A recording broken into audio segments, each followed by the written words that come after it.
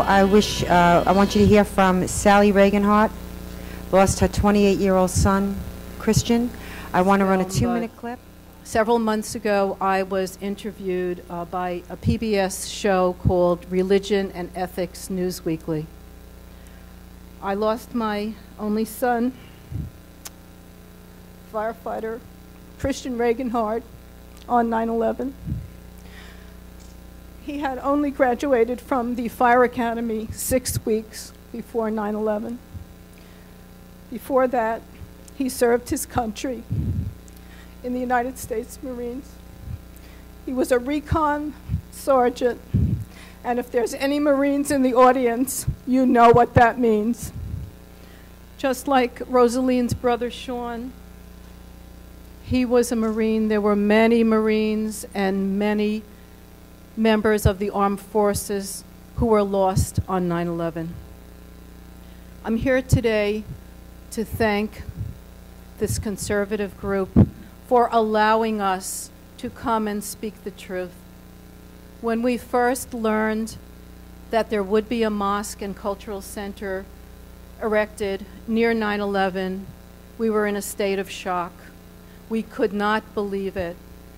My son, Christian, at age 28, is one of the 1,100 victims who have never been recovered.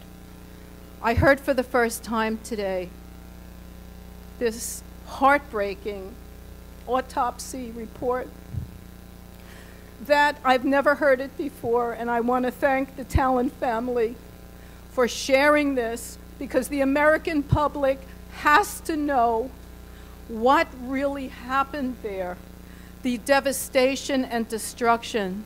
We had a system that wanted to absolutely suppress the horror, and in every way the truth was suppressed. The horror, the agony, the lack of preparedness, the lack of planning, the lack of attention to past terrorist attacks that had occurred on the USS Cole, on the Marine barracks, and in so many other instances. When we heard that a mosque was to be constructed so close to the sacred ground, keeping in mind that 40% of the uniformed services and 40% of all the victims were never recovered. What that means is that their human remains were scattered at such an enormous trajectory, miles and miles around Ground Zero. Just to think that in this country, this beautiful country that my parents, also Irish immigrants, came to and worked so dutifully during the years, raised myself and my sister and my son and daughter, who are so much like my grandparents, so dutiful, so decent, so committed to this country, and so dedicated to the people of New York City. To think that people like them and the sons of the people here with us today remain scattered in the earth. It is such a heartbreaking thing to realize, and we are still, those of us, 40% of people, we're still looking for the 1,100 victims that were lost. Some semblance, but we know now that that will never happen. But the least that we're asking for, and what we asked for the people from the Cordoba Initiative, from the Iman and Daisy Khan, what we asked them for is sensitivity. We want sensitivity for the sacred ground. We want sensitivity for our loss. My son was one of the most liberal and tolerant people, liberal in the respect that he respected all people. He respected all religions. In the Marine Corps, he traveled all through the Middle East.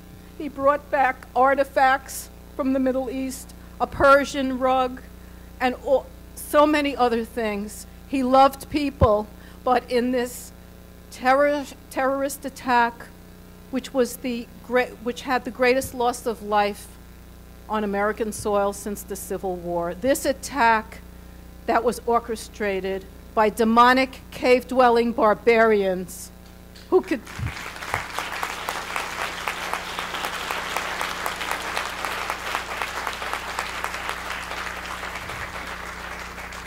considered my loving son and the loving children of all the victims, considered them infidels. My son is an angel who was murdered by demons.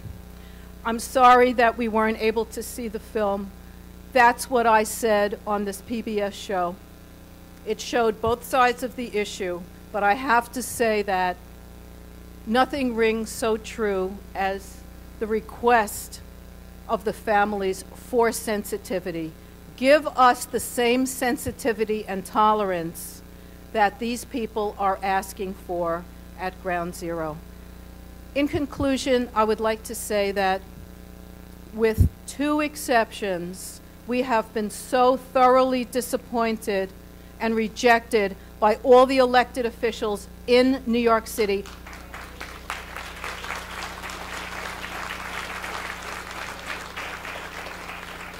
With 2 outstanding exceptions. One of them is here with us today.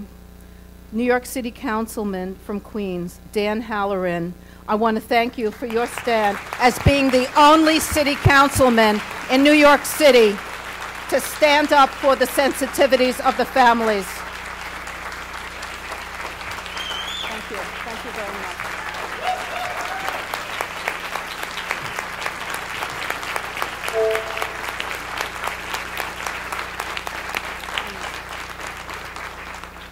And the other person is our wonderful Congressman Peter King.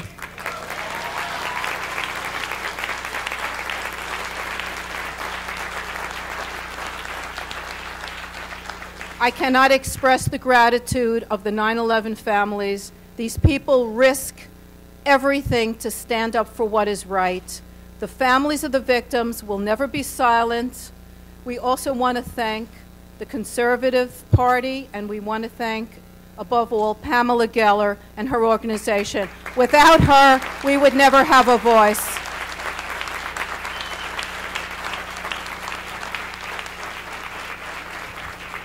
Thank you again, and we ask for your support. We need your help. We need the help of other congressmen and other elected officials that we haven't been able to meet as yet. Please support us. We need your help.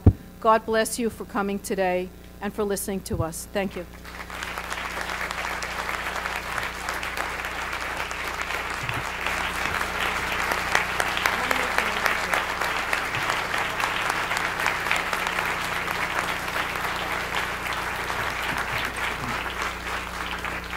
I also want to mention Ilario Pantano, who's in the audience, who spoke at our 9/11 rally.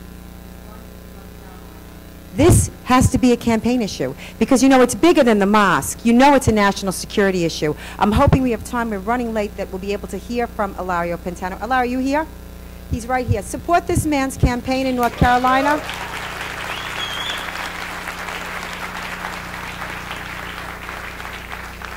I think Daniel, because he was the only politician, New York City councilman, if you can give us some brief remarks. And I saw you at the Walmart hearing. You were brilliant.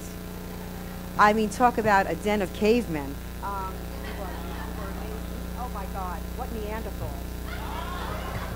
I don't know how